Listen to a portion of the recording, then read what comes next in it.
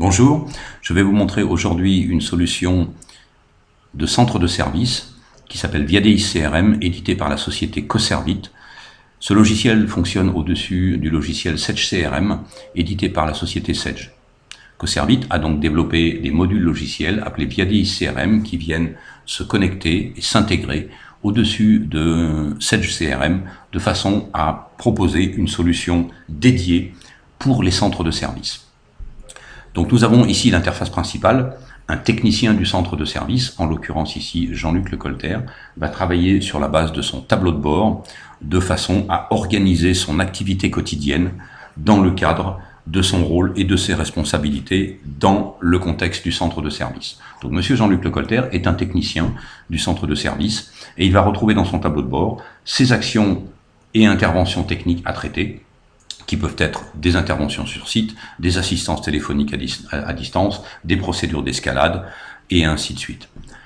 Ces interventions techniques et ces actions techniques vont effectivement intégrer un certain nombre d'informations comme la priorité, la date et l'heure d'intervention, le détail de l'intervention, le contact chez le client final, les participants externes potentiellement, un certain nombre de pièces jointes qui peuvent être par exemple des documents techniques associés à l'équipement sur lequel nous devons intervenir, le temps de main-d'œuvre effectif et le temps de déplacement effectif que Jean-Luc Lecolter aura consommé dans le cadre de son intervention, et effectivement, cette intervention, à quelle demande client est-elle associée? Ensuite, eh bien, le technicien Jean-Luc Lecolter va retrouver un ensemble d'informations en termes de demandes d'assistance, les demandes d'assistance en file d'attente qu'il va pouvoir venir s'affecter, donc dans le pool de demandes d'assistance émises par les différents clients du prestataire. Les demandes d'assistance en transfert technique, donc ça ce sont toutes les demandes d'assistance qui sont remontées par exemple au niveau 2, constructeur-éditeur. Les demandes d'assistance en attente d'une information tiers, qui peuvent être par exemple le client. Nous avons demandé au client de nous fournir une information additionnelle et nous sommes en attente.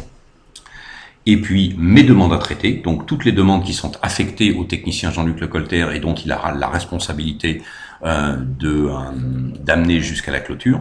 Et puis toutes les demandes d'assistance à clôturer. Pourquoi ce statut? Eh bien parce qu'il est important effectivement de se poser la question comment clôture-t-on une demande? Est-ce que par exemple on va demander son avis au client sur le fait que sa demande d'assistance a bien été résolue, son problème a-t-il bien été résolu ou pas? Voilà, donc là, espace de travail quotidien du technicien. Deuxième environnement que je voulais vous montrer, comment ces informations s'organisent au niveau d'une fiche société en particulier, et notamment de la société Castorama. Nous allons retrouver ici l'environnement d'informations relatives à la société Castorama qui va intéresser un technicien. Premier type d'informations, ce sont les actions. Quels sont l'historique de toutes les actions techniques passées, en cours ou futures, planifiées, qui ont été prises, qui sont en cours ou qui sont planifiées avec la société Castorama. Quelles sont toutes les demandes d'assistance à différents statuts, à prendre en compte, qualification, validation, clôture, attente du client, transfert technique, etc. Avec la société Castorama, entre la société Castorama et notre centre de service. Quels sont les différents contacts chez Castorama avec lesquels le centre de service doit travailler? Quelles sont les adresses des différents sites pour lesquels nous devons fournir du support à la société Castorama? Quels sont tous les contrats de service que nous avons à différents statuts avec la société Castorama? Ces contrats sont-ils en cours? Sont-ils résiliés? Sont-ils en cours de renouvellement?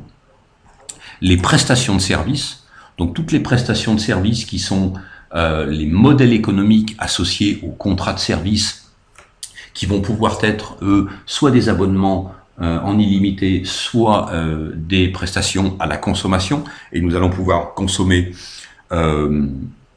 n'importe quel type d'unité. Ici, par exemple, nous voyons que nous consommons sur 2 prestations, nous consommons des jetons, et nous allons pouvoir définir ou garder à jour le compteur de jetons en termes du crédit initial, du pourcentage de consommation, du solde, et ensuite du nombre de demandes et du nombre d'actions qui ont été générées pour consommer ces 67% de crédit de jetons.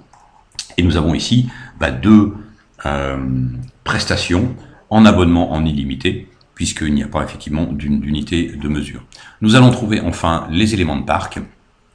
Là, ce sont tout l'inventaire du parc que nous avons choisi de détailler.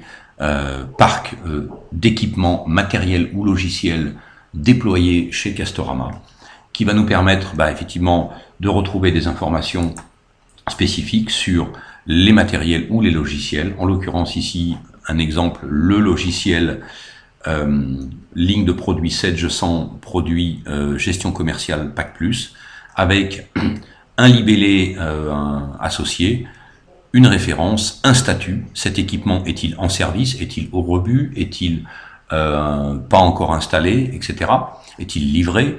La date d'achat, la date de réception, les informations de service et de garantie. Cet équipement a-t-il une référence de contrat ou de garantie? Est-il encore sous garantie? Est-il associé ou non à un contrat et à une prestation? Nous allons donc pouvoir venir puiser dans la base de données des contrats et des prestations de services, de façon à pouvoir associer cet équipement à un contrat et à une prestation de service. Et enfin, les informations spécifiques relatives à ce logiciel, en l'occurrence, son numéro de licence, son nombre de licence, la clé logicielle, la version logicielle, etc., etc., etc. Le technicien a donc ici toutes les informations qui vont lui permettre de savoir à quel équipement il a affaire, et dans le cadre d'une demande d'assistance, de pouvoir être préparé par rapport à ces informations techniques pour résoudre le plus efficacement possible la demande du client. Nous allons pouvoir effectivement aussi retrouver des informations de localisation et des informations d'inventaire. D'inventaire qui peut potentiellement être réalisé de façon automatique à travers notre solution de supervision qui permet effectivement d'aller chercher directement les informations dans les équipements matériels ou logiciels physiquement déployés chez le client final, de façon à remplir cette fiche d'information automatiquement. Voilà. Dernier point que je voulais mettre en avant dans cette solution, qui est très important, ce sont la capacité de sortir des états ou des rapports. Il est donc possible, dans la fonction ici rapport, de venir extraire des états relatifs au centre de service. Nous fournissons de base une bibliothèque de rapports sur laquelle vous pouvez vous appuyer pour pouvoir personnaliser vos rapports ou vos états. Ces rapports peuvent être à utilisation interne ou externe.